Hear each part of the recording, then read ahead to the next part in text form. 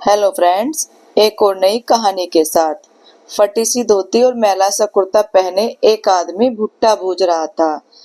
अब लकड़ी के कोयले पर भूज रहे भुट्टे की महक ऐसी होती है कि जिसके नाक पे जाएगी उसे खाने पर विवश कर देगी।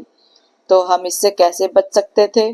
गाड़ी रोक के उतर गए नीचे और घर के लिए 3 किलो भुट्टा पैक कराया।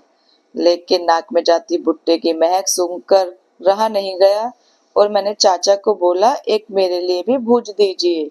उन्होंने तुरंत जवाब दिया, 15 रुपए का एक है। हम भी बोल दिए, भूजिए। जब तक वो भूजते में हिसाब लगाते कि ठेले पर 50 से ज्यादा भुट्टा तो दिन का कितना कमाते होंगे। गणित आधा ही लगा था, तभी एक लड़का रॉयल एनफील्ड बाइक से आता है, वैसे ही गंदे कपड़े पहने, हाथ में 1 लाख के फोन के साथ। मैंने दादा से पूछा, पूरा ठेला बिक जाता है? उन्होंने कहा, सीजन चल रहा है, इस समय आराम से सब बिक जाता है। मूर्खता पूर्वक मैंने बोला कि जब 50 बिक जाता है तो और लाइए। जिस पर उन्होंने उस एरिया में खड़े तकरीबन 6 ठेलों के ऊपर इशारा किया और बोला, सब मेरा है। फिर मैंने पूछा, आप इस सीजन में कमा लेते हैं इसके बाद?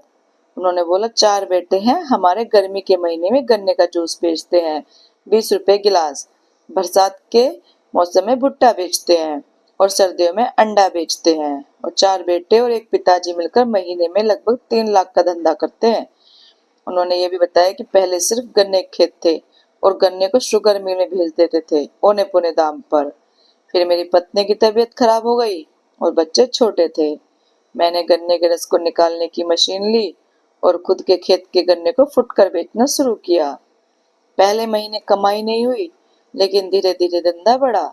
1 से 4 मशीन ली और अब आधा गन्ना मिल में जाता है, आधा मशीन पर रस बेचने के लिए। लेकिन फिर ये सीजन सिर्फ 3-4 महीने होता है, उसके बाद काम नहीं था।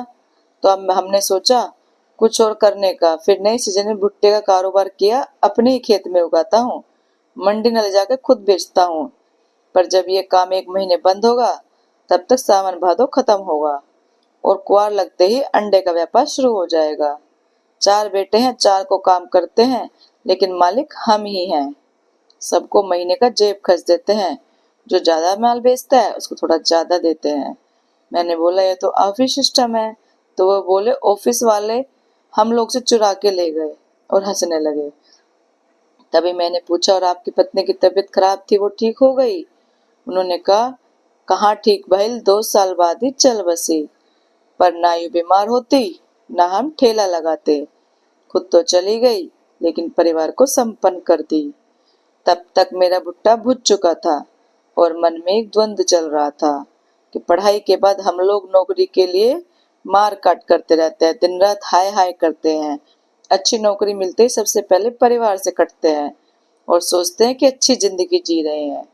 पर वास्तव में अच्छी जिंदगी क्या है, वो आपको सड़क चलते किसी गैर की कहानी सुन करके समझ आएगी। दोस्तों, आपको ये कहानी कैसी लगी? अच्छी लगी हो तो लाइक, कमेंट और शेयर करें, चैनल को सब्सक्राइब करें। Thank you.